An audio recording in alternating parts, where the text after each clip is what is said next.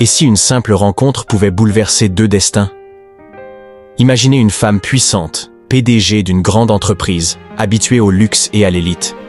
Et face à elle, un homme brisé, un sans-abri qui n'a plus rien, sauf son honneur et son courage. Ce jour-là, elle était pressée, trop concentrée sur sa carrière pour prêter attention à ce qui l'entourait. Mais un instant d'inattention, un danger imminent. Et cet inconnu surgit pour lui sauver la vie. Ce qu'elle ignorait, c'est que ce simple acte de bravoure allait déclencher une histoire qui changerait leur vie à jamais. Les rues de Paris étaient un peu froides ce matin-là, et Félix Arnaud grelottait sous son vieux manteau troué.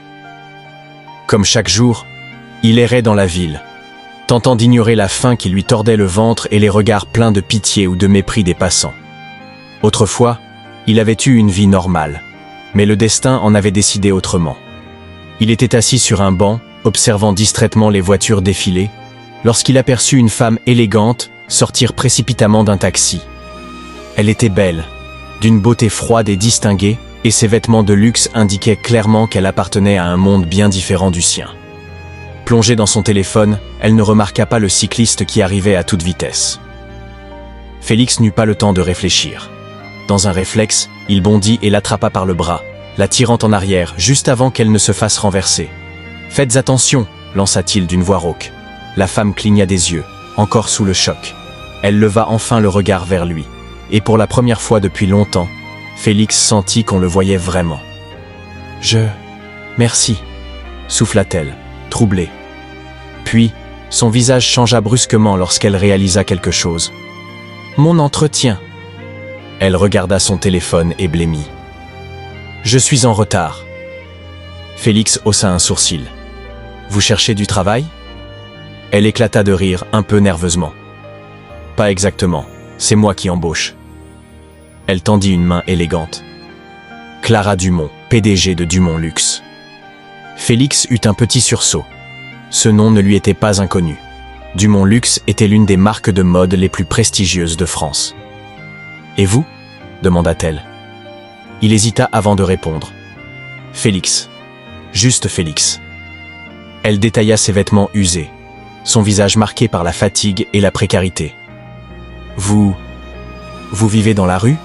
demanda-t-elle avec une sincère curiosité. « Disons que je suis entre deux domiciles, » plaisanta-t-il.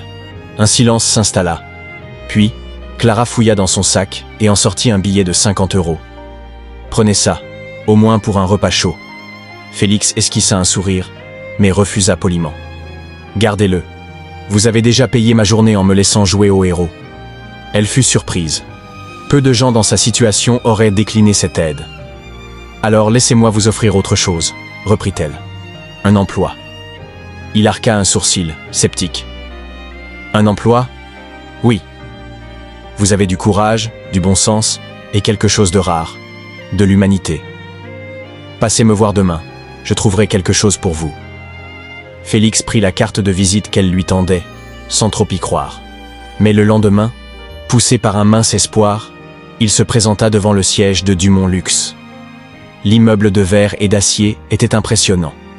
Félix se sentit immédiatement déplacé en franchissant les portes du hall luxueux. Il ignorait les regards curieux et méprisants des employés en costume, tentant de se convaincre qu'il avait le droit d'être là. Une secrétaire le conduisit dans le bureau de Clara, qui l'accueillit avec un sourire sincère.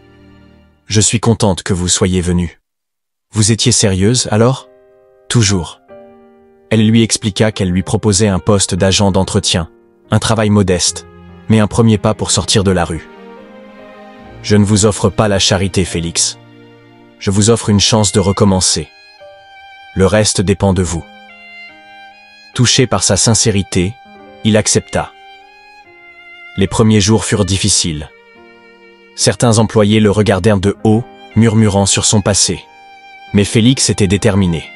Il travaillait avec acharnement, prouvant peu à peu sa valeur. Clara, elle, s'intéressait de plus en plus à lui.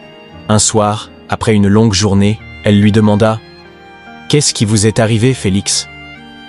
Il hésita avant de répondre « J'avais une vie normale, un boulot, un appartement, puis un licenciement, des dettes, une expulsion. On croit toujours que ça n'arrive qu'aux autres. jusqu'au jour où on se retrouve à dormir sur un banc. Clara fut bouleversée. Elle, qui avait toujours vécu dans le luxe, prenait conscience de la fragilité de la vie. Avec le temps, Félix gravit les échelons. Clara, voyant son potentiel, lui proposa une formation. Il devint assistant logistique, puis responsable d'un petit département. Entre eux, un lien fort se créa. Clara se surprit à chercher sa présence, à vouloir lui parler encore et encore. Un soir, elle l'invita à dîner chez elle. « Je ne peux pas accepter », murmura Félix.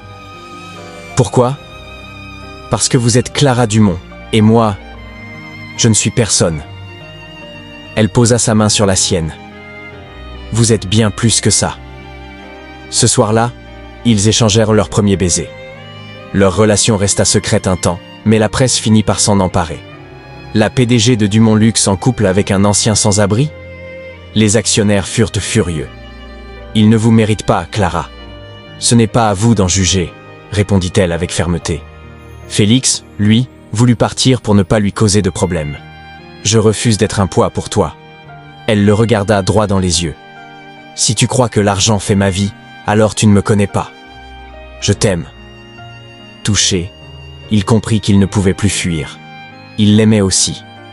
1 an plus tard, ils se marièrent. Félix, l'homme qui avait tout perdu, devint l'époux de l'une des femmes les plus puissantes de France. Mais ce n'était pas un conte de fées. C'était une histoire de courage, de résilience et d'amour. Clara l'avait sauvé. Mais en vérité, c'était lui qui l'avait sauvé en lui rappelant ce qui comptait vraiment. L'amour, la loyauté et la seconde chance qu'offre la vie à ceux qui y croient encore. Parfois, la vie nous met face à l'imprévu, à des rencontres qui semblent anodines, mais qui bouleversent tout. Félix et Clara nous rappellent une vérité essentielle. La valeur d'une personne ne se mesure ni à sa richesse ni à son statut social, mais à son courage, sa résilience et son cœur. Offrir une seconde chance, croire en quelqu'un, c'est parfois lui donner l'opportunité de révéler toute sa grandeur.